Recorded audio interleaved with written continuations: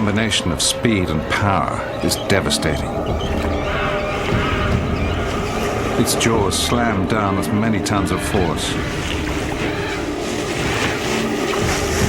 Huge teeth penetrate the dinosaur's leathery hide. But if she was a juvenile, what caused her to die so young?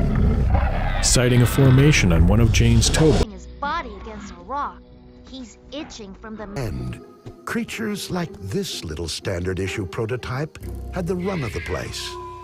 Coelophysis has a rather banal body shape.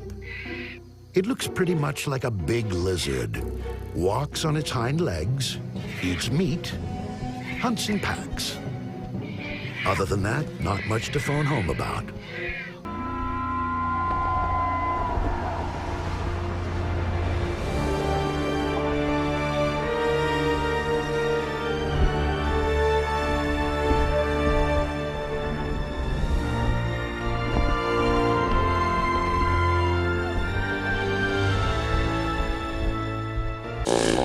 Very little is known about dinosaur ontogeny, a term that describes the changes in body form that occur with growth. This is especially vague with regard to the Nanotyrannus juvenile T-Rex controversy, because in either case, Jane is the only skeleton ever found. If Jane is a juvenile, she would have eventually gone through a period of rapid growth. But if she's a fully grown animal, the bulk of her growth was completed by the time she died. As a hatchling, young Jane would have had a voracious appetite.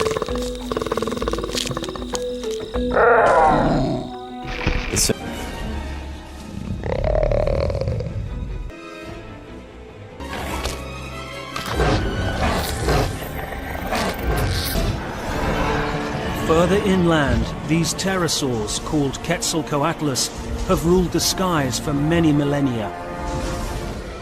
These things would have been incredible flyers, but here's an animal with a wingspan of 45 feet. A Piper cub, which holds 2 human beings comfortably and flies around, has a wingspan of 36 feet. So does it require a landing strip? The prints are believed to be from a massive plant-eating sauropod that scientists have named Paluxysaurus. Some of them exceeded 120 feet in length, weight in the range of several tons. Massive animals, but they were herbivores, they were not carnivores. The Paluxysaurus is so big that it was named the official. Despite the creature's enormous size,